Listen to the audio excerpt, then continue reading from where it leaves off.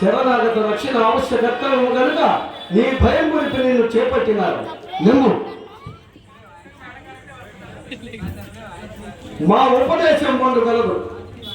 నీవు దానిని మేరకు తప్పక ప్రవర్తించలేని మా కోప ఓడిచడుగా నీ విప్పటి నుండి నీ చెవుని మా వారి జగదారుల పని ఉపయోగించుకోకూడదా సొంత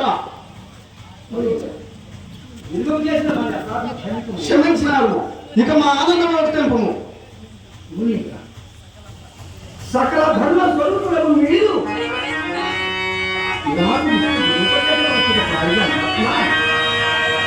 వర్షము